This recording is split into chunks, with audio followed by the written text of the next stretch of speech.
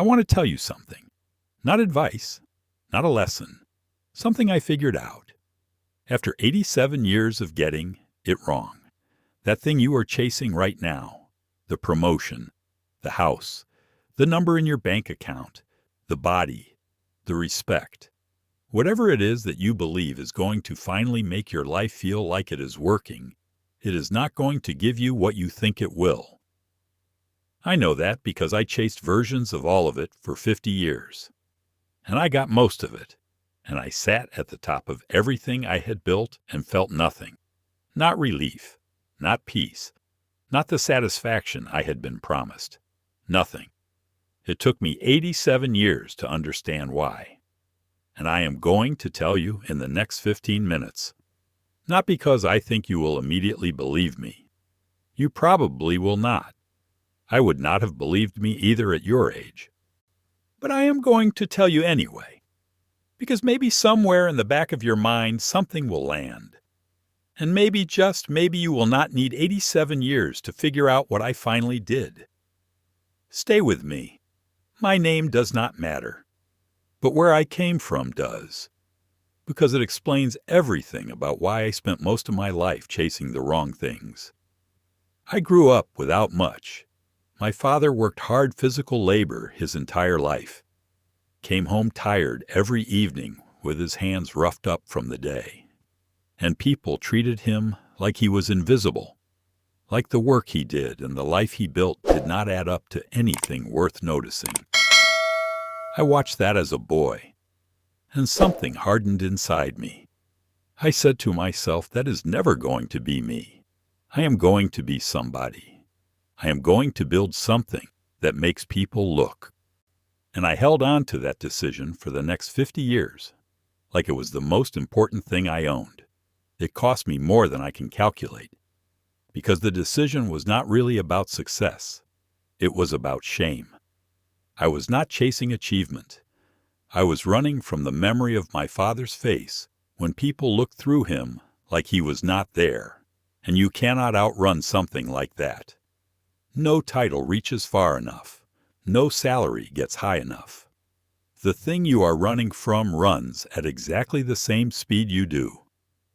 By the time I was in my early 50s, I had built what I set out to build.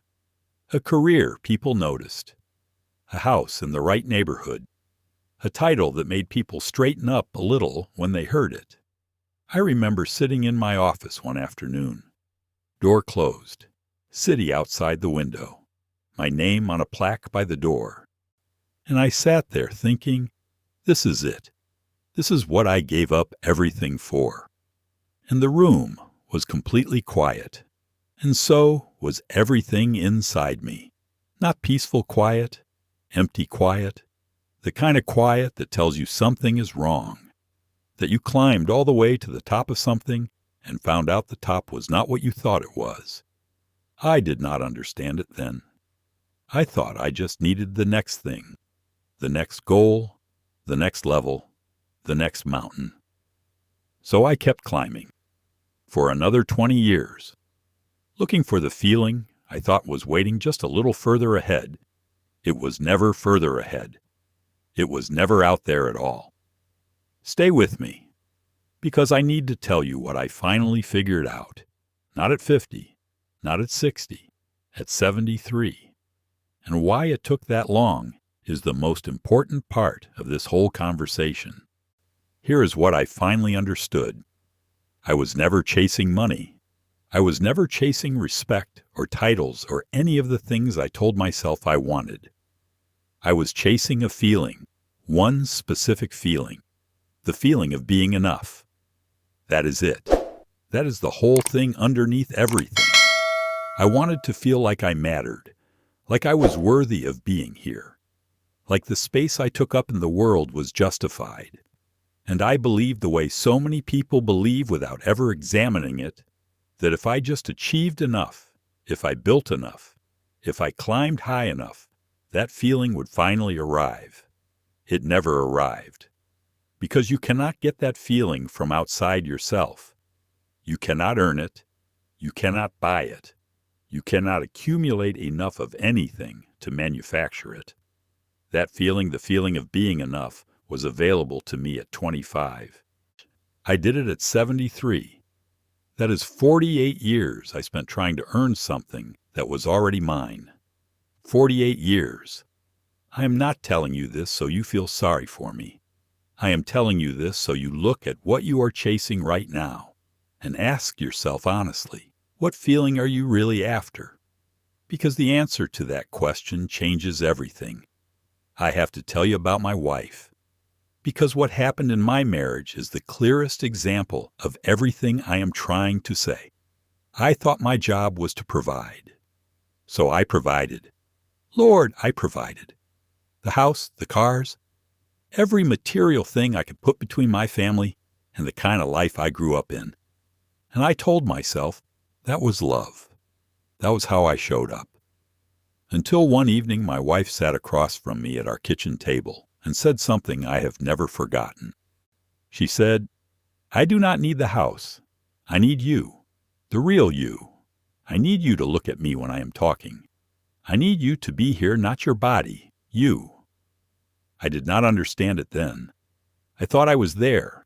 I was paying the bills. I was keeping everything running. But she was right. I was gone. Even when I was sitting in the same room, I was somewhere else in my head.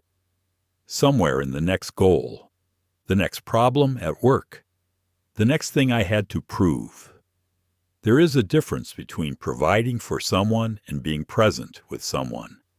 I spent 20 years confusing those two things, and it almost cost me the most important relationship in my life. We are almost at the end, but I need to tell you about two friends, because these two people, more than anything else I have said today, I will show you exactly what the choice in front of you actually looks like. I have a friend who is 84 years old, still angry, still keeping score, still measuring his life against his neighbor's car, his colleague's pension, his brother-in-law's vacation. 84 years old and still looking over the fence, still waiting for something outside of him to change, so he can finally feel okay inside. He is going to wait until the day he dies, and it will never come, because it was never coming from out there. It never is. And then I have another friend.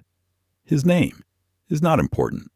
Small apartment, fixed income, health that has seen better days, and he is the most genuinely settled person I have ever known. He told me once I spent 60 years trying to be somebody. Now I am just trying to be here, and being here is so much better. That is the whole difference. Not money, not health, not family or circumstances or luck. Whether you have stopped chasing and started being, whether you have made peace with yourself, or whether you are still at war with the life you have. One of those roads leads somewhere real. The other one just keeps going. I am going to leave you with this. The finish line does not exist. You will get the thing, and there will be another thing. You will solve the problem, and another problem will arrive. That is not failure. That is just life. So if you are waiting until everything is right before you allow yourself to be happy, you are going to wait forever. What you are looking for is not at the end of anything. It is right here, in this day, in the people around you right now, in the version of yourself that already exists before the next achievement, the next level, the next proof that you are enough. You are already enough. You do not have to earn it. You just have to decide to believe it. I could have decided that at 30. I decided it at 73. Do not wait as long as I did. If something I said today landed with you, share it with someone who is grinding themselves into the ground chasing something that is never going to fill the hole they are trying to fill. Leave me a comment. Tell me what your I will be happy when is. What are you waiting for before you give yourself permission to be okay? I rate everyone, because at 87 years old, a real conversation is still the best thing there is.